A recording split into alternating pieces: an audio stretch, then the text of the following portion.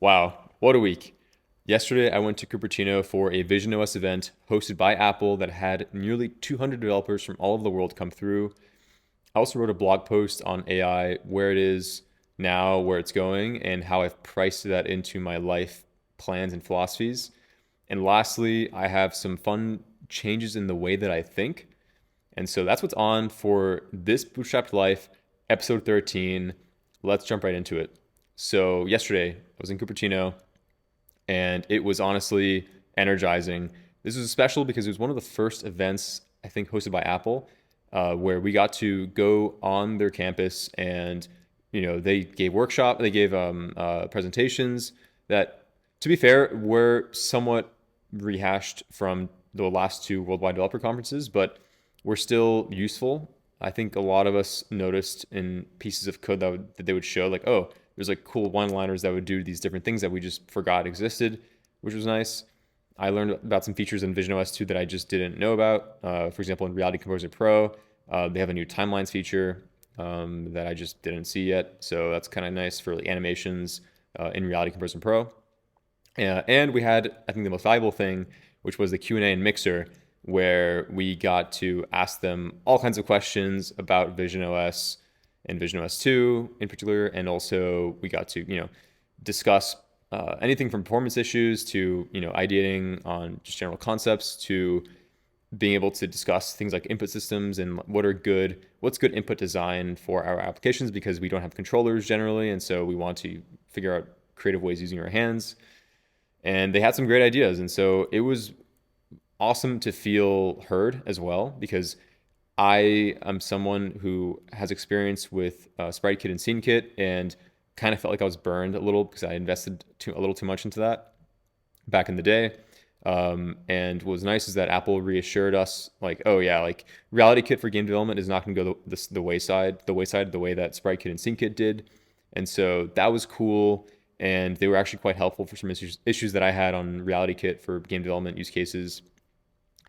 And I think for other people as well, like in general, we were just all excited that we had access to the Apple team on visionOS. So that was awesome. Otherwise, it was also great to just meet people that are visionOS developers themselves. I think this is by far the most visionOS developers that I've seen in one room ever. I think during Vision Hack, we had maybe like 8 people or so in the room at a time. And that was already pretty cool, because otherwise it's usually just like one or two of us. And so, usually I think visionOS is an isolating experience in that way.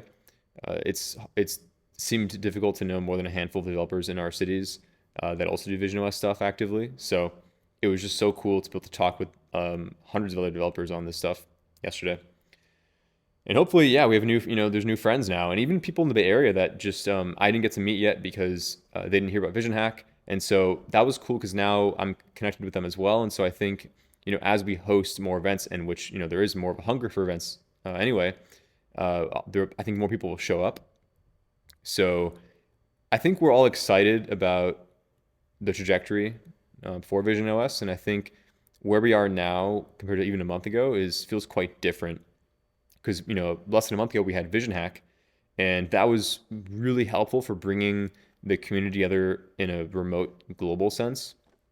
And I think events like Apple's yesterday, it was awesome because it allowed us to meet physically and to, in a physical sense, create companionship and start to see a pathway to having a more of a critical mass of people that you can work with, and meet with too. So I'm excited, and I also have someone that is down to co-host visionOS events now. So that was one thing of Vision Hack, is that I felt like it was kind of a lot to do solo as a solo host.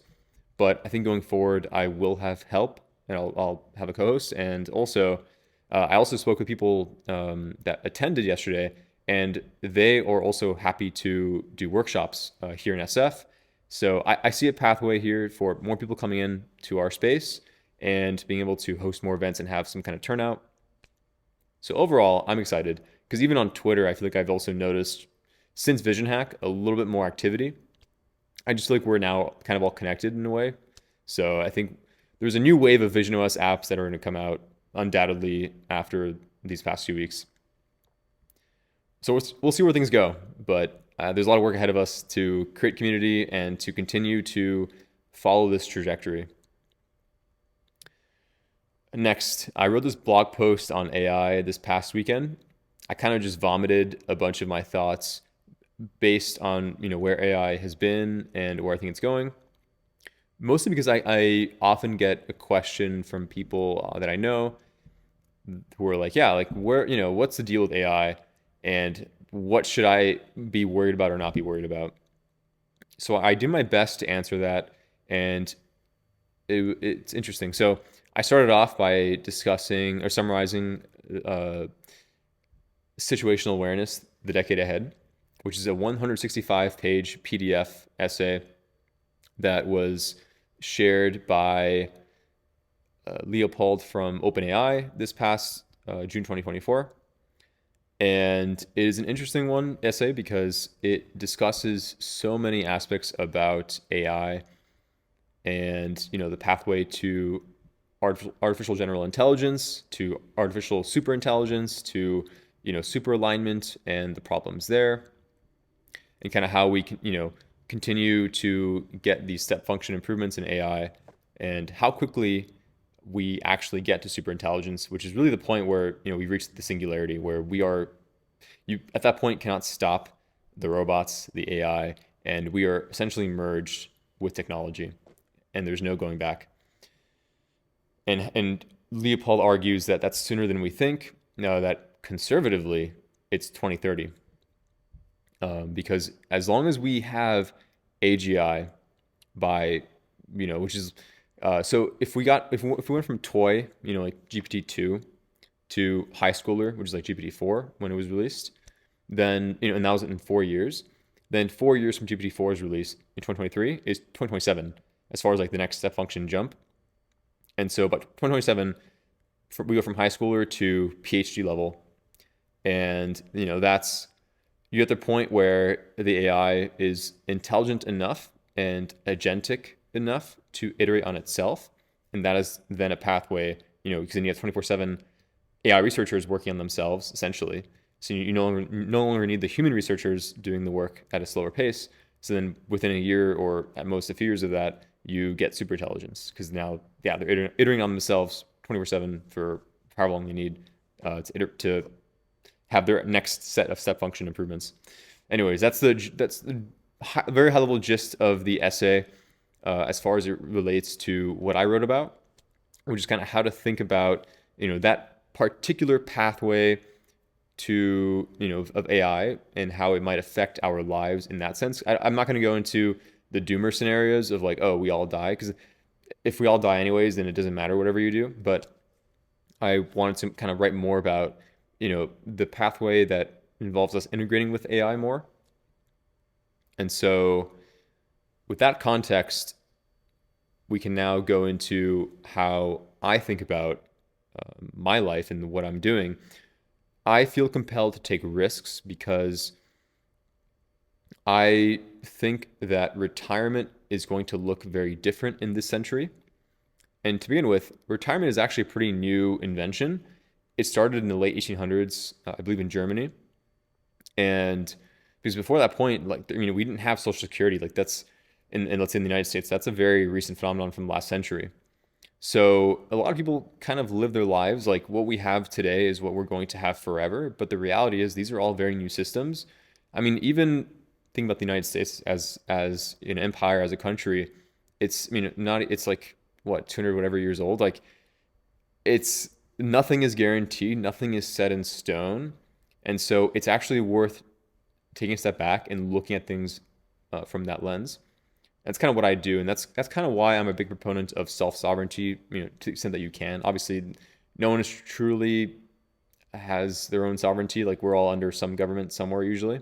But I generally advocate for, being aware of your governance and trying to have optionality and flexibility in what you can do in your life. So for me, that means having more passports. That has been useful so far in my life. If I'm being honest, I'm lucky that I have a green card in the United States. I have a Canadian passport, a Mexican passport, and those have each actually been useful.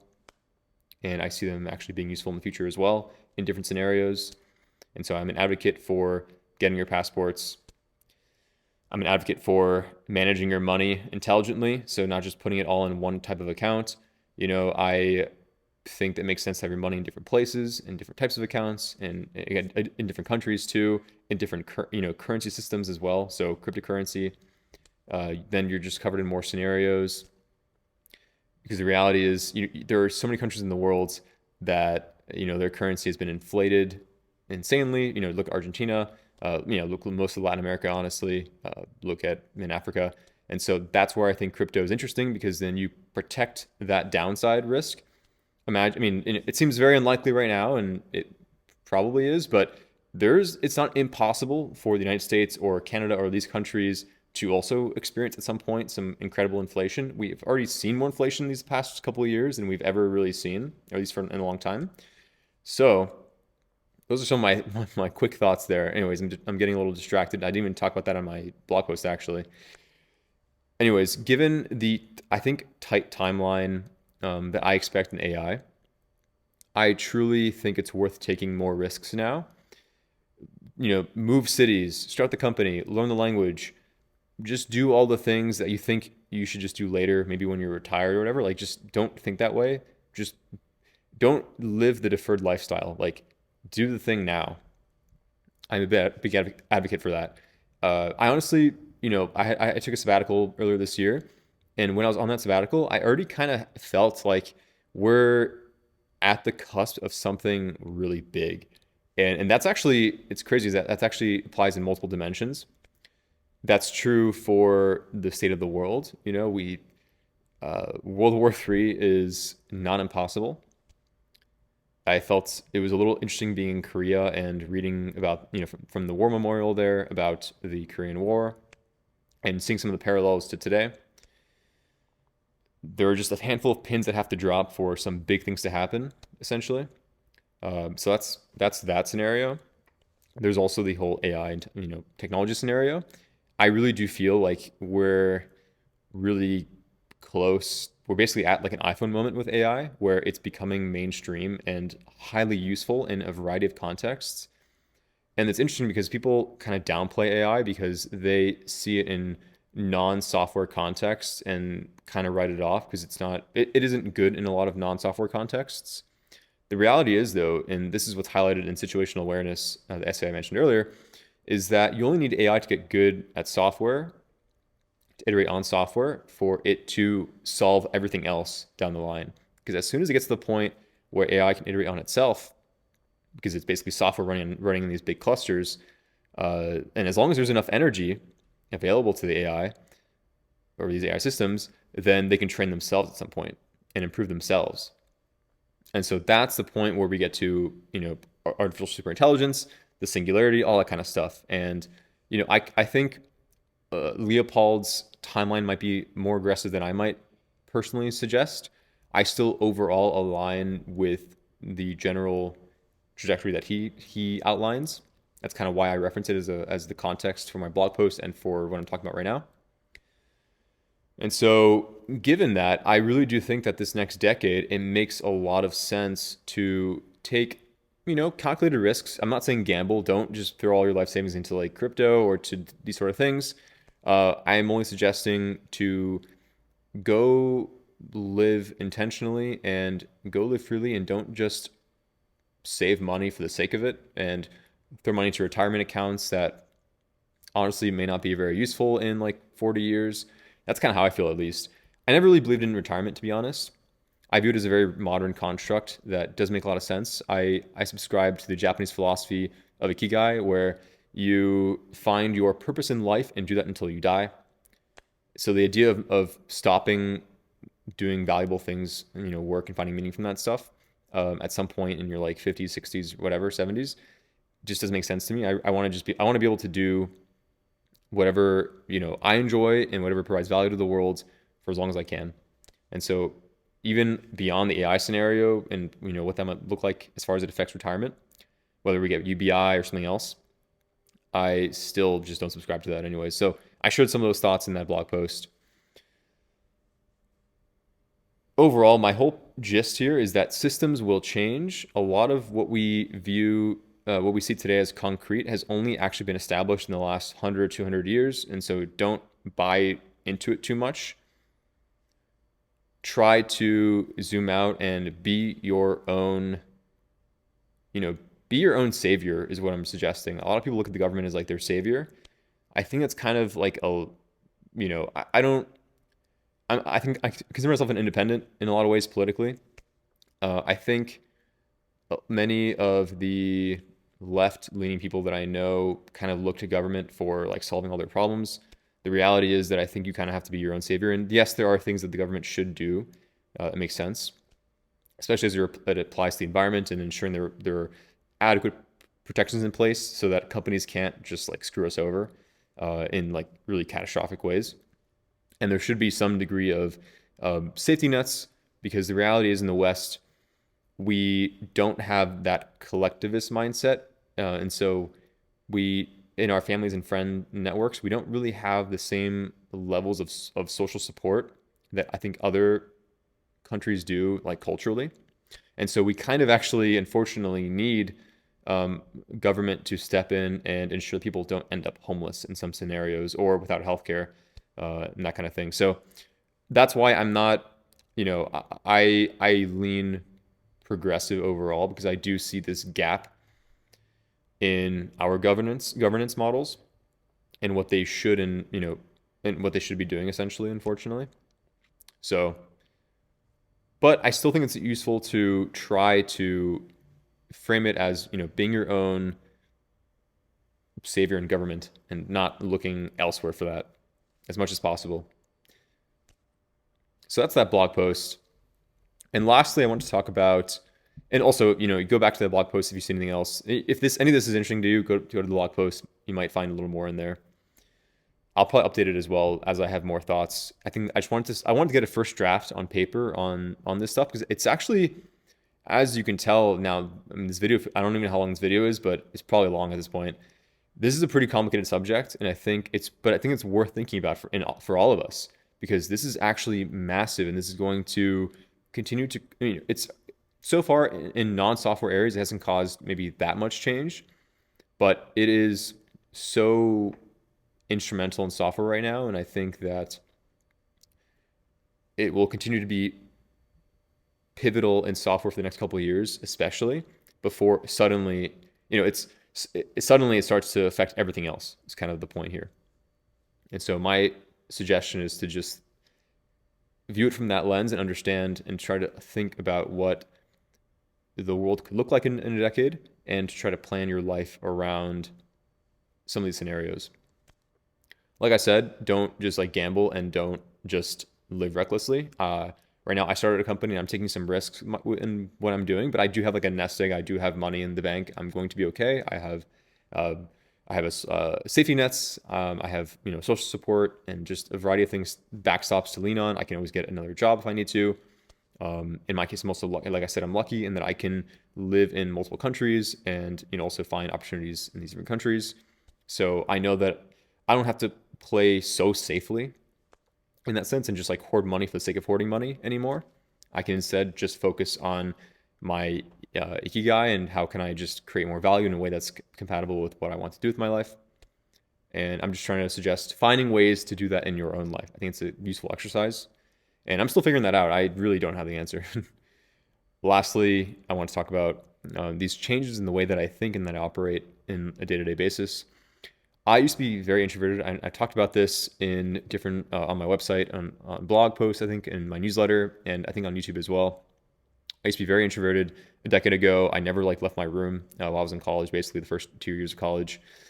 And I've slowly stopped doing that and became more interested in the world and being social and understanding things. And that's got me into language learning and all this kind of stuff.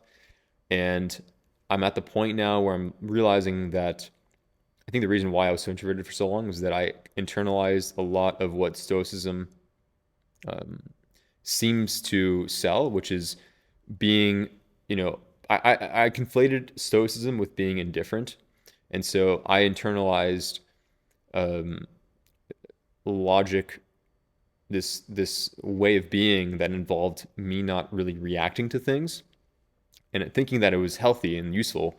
In some situations, it did seem useful. It seemed like I could maneuver really powerful personal events without being so heavily affected. But the reality is that I was actually just causing some, I don't think trauma is the right word in this case, but I think I caused some deficits or issues that would surface later. And what I've learned, I think this year mostly, is that I made the mistake of conflating being indifferent with stoicism and these kinds of philosophies. And instead, I've learned to embrace, some degree of embrace expressiveness. I think that's the right word. But to still remember that I control my response, and so that's like a different layer. So the way you initially react to something is different, or the way something makes you feel is different from the way you actually respond to something. You know, in the sense that when you respond, maybe you step on something and it hurts you.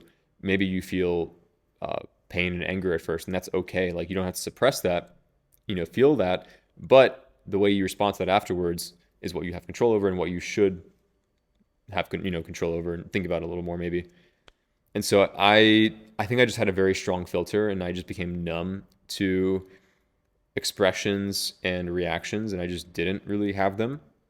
And so it became really easy to be a wallflower in a variety of scenarios that honestly didn't really serve me past a certain point. I think being a very observant person is good early in life. You get to understand what works and what doesn't work in a variety of settings. But at a certain point, you have to kind of, a lot of life is a contact sport. You have to really put yourself out there and be uncomfortable and do things and say things to people. And so I am learning how to do that better now. And so I view this change as moving from thinking in the brain to thinking in the gut. So when something happens in my day-to-day life now, I no longer immediately, set it aside or just like go to my brain and start to like unravel it. Instead, I think about I don't even think, I just like feel my gut reaction and I just express.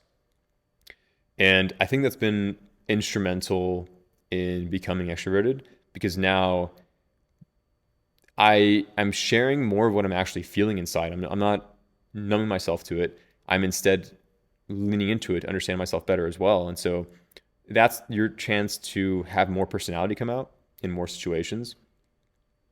So I think that's actually been a really big and key change. The reality is, and I got this from a book that I read recently, I think called Love, Freedom, and Aloneness, by this guy, Osho. And the reality is that the mind is a tool, but you want to use it to know, and you want to set it aside to be. And the idea there is that, with Western philosophies, the Greeks, whatever, there's a focus on logic, on knowledge, on knowing things and thinking. And in some Eastern philosophies, for example, the Hindus, like they focus more on being and feeling. And so what I've learned for myself is that I need to have a balance of those things. It's good to be someone who values, knowing things and logic and all that kind of good stuff. But also it is valuable to just simply be present and to also be. That's been, I think, one of the biggest changes that I've experienced this year. It's completely okay to have these emotions and to express them and to share them with people around you. Otherwise, people just don't know what you're thinking and feeling, and that's not good for anybody, actually. This is all part of a broader need to communicate more, and I think that's something that a lot of introverts struggle with, and I still struggle with that myself too, is that we just don't communicate enough.